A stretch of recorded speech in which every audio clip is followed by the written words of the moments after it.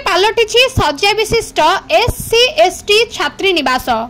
नुआपड़ा जिला सीनापल्ली ब्लॉक सदर आईसीडीएस सामने आज को 9 वर्ष है 100 शଯ୍या विशिष्ट एससी एसटी छात्री निवास निर्माण होई भूतकोठी पलटि जहाँफल स्थानीय बुद्धिजीवी महल में असंतुष्ट प्रकाश पाउछि।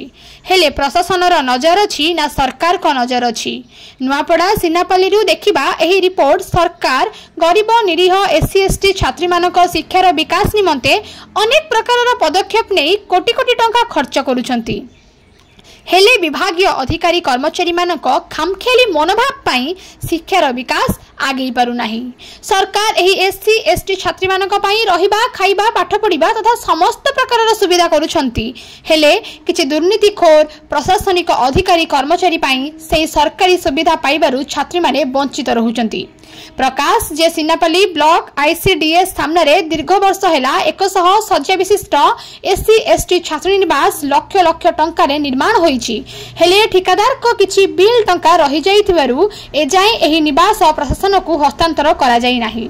जहाँ फल एठारे रही पाठ पढ़ुथिबा छात्री माने अन्य एक सरकारी बिल्डिंग रे रही शिक्षादान करुथिबा बुद्धिजीवी महल रे असंतुष्ट प्रकाश पाउछि। प्राप्त खबर अनुसार एठारे षष्ठ रु दशम श्रेणी पर्यंत छात्री रही पाठ पढ़ुछंती। एही एससी एसटी छात्री निवास 50 लाख टंकार निर्माण होइथिला। हेले सही टंका भितरु केवल मात्र 7 लाख टंका ठिकादार को आज पर्यंत मिली नाही।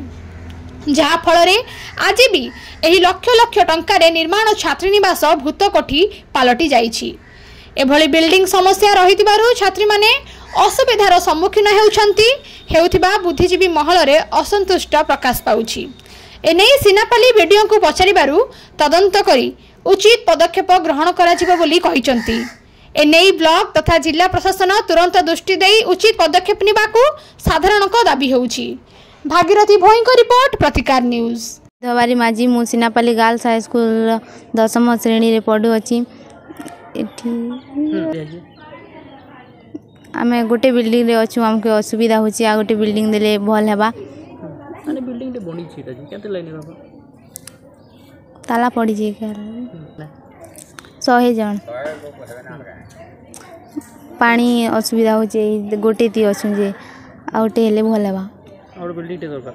आ गोटे बिल्डिंग दरकार।